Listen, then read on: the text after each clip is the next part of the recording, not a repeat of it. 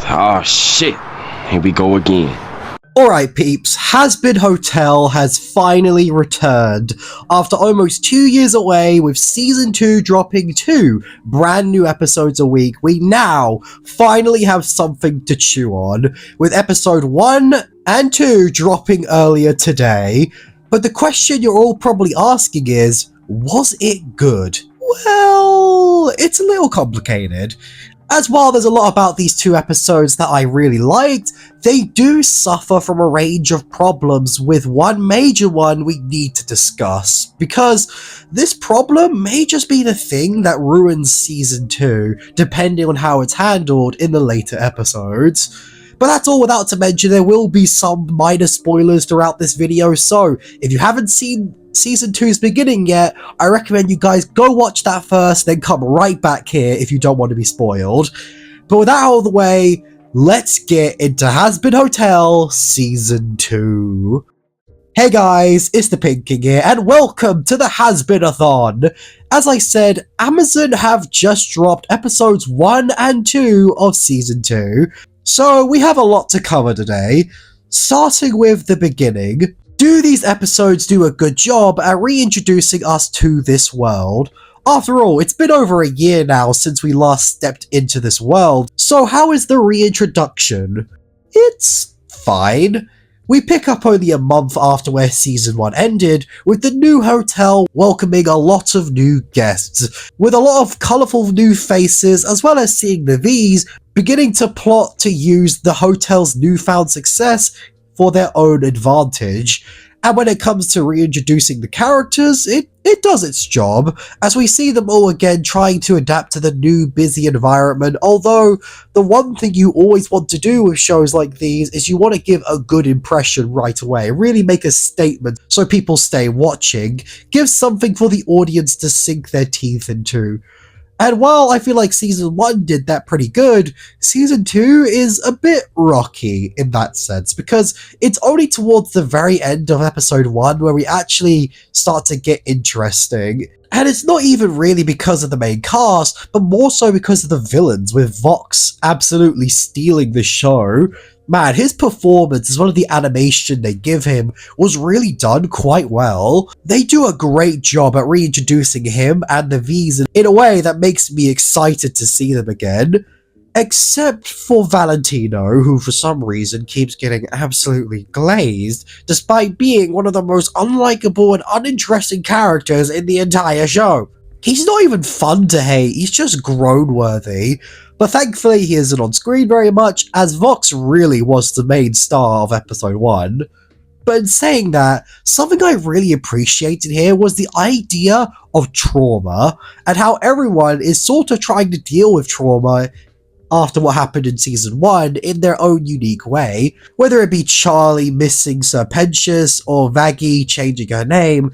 It was nice to see them tackle those topics because it makes Season 1's ending feel like it really had an impact and that it actually meant something. And it's not just hell that's facing trauma, it's heaven as well, as we see in Episode 2 with Sarah feeling guilt over all the blood she needlessly spilled, or Sir Pentious feeling alone and lost after his sacrifice, and Lute, who can't seem to let go of what happened to Adam and is desperate to go on a revenge scheme against Hell. Again, there's underlying themes of trauma going on here with the characters, and I really liked seeing that because it gives our characters a lot of growth, as well as builds motivations for each of them that feel genuine and compelling. Sir Pentious and Lute especially, because outside of Vox, they might be my absolute favourite characters of Season 2 so far. As with that feeling of trauma, we get to see more of Sir Pentious' backstory and why he might have ended up in hell. Also, I think we can all agree that this is pretty much Jack the Ripper, right? Plus, the way that they show him in this scene, I have a sneaking suspicion Jack might become a villain later on. Like, I mean, come on, this is too good not to follow up on. And with Lute, we begin to see her slowly fall apart, with the loss of Adam and the way it's animated as well, plus her musical number.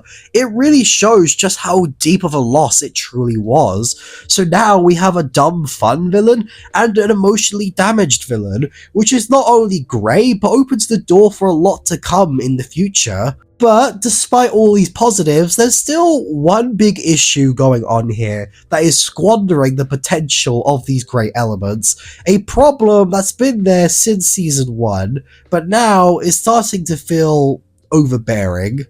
Now hold on peeps, do you want to be featured in a video?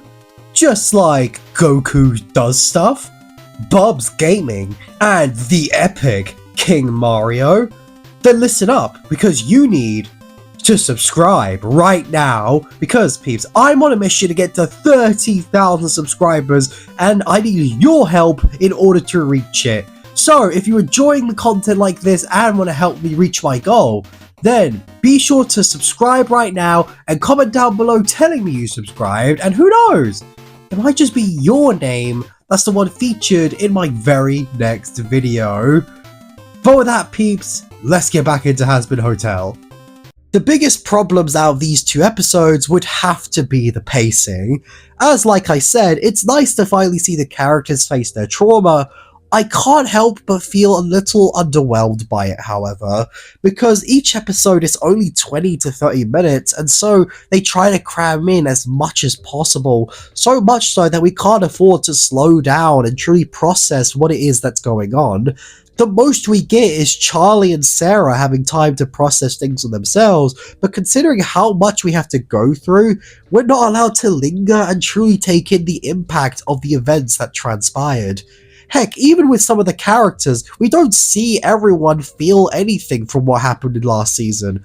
It feels like there's a solid 10 minutes cut from each episode's runtime, so they need to just get through them as fast as humanly possible. Now, usually this wouldn't be a problem as you can expand more of these elements and themes in other episodes, but again, this season only has 8 episodes, and with all the stuff they've been setting up, like with Vox's takeover of Heaven, You're Not Him, Luke's cry for revenge, and whatever the heck Alistair's got going on, among so many other possible storylines on top of the hotel, it has me extremely worried that they're either not going to have enough time to get them all off their chest, or they're going to try and rush through them all, in which case will only cheapen their impact and ruin what it is that they're trying to do. And while this was a problem in season 1, just off these 2 episodes, it feels even more disastrous because I want to be invested in these characters and their arcs because so far they're pretty solid, but unless you properly handle them, I simply can't get sucked into it. So yeah, Hazbin's biggest problem so far is still the pacing of it, even though there are still some questionable comedic moments, like seriously, screw you Valentino. But is the pacing enough to ruin the start of season 2? Not necessarily. I don't want to be that guy who says that, oh, the season's ruined because the first 2 episodes suck and blah blah blah, because that's simply not true. I still think that this season can turn itself around depending on how well they follow through on the things that they've set up here. But even still, despite all the stuff I've said, I had a good time with the kickoff here. The songs are still really quite good. Gravity has to be an absolute favourite of mine. It's a masterful villain song, both in the visuals and the musical element. Plus, I really enjoyed seeing more of Sir Pentious. He was someone I didn't really care much for in season 1. Can you blame me? His death was literally a joke. But it's nice to see them give him a lot more personality here. So much so that I'm going to make another video dedicated to him because, you know, I'm really interested in his character at the moment. But with all that being said, was Season 2's beginning good? Or was it a flop? Well, I see it as a shaky step in the right direction.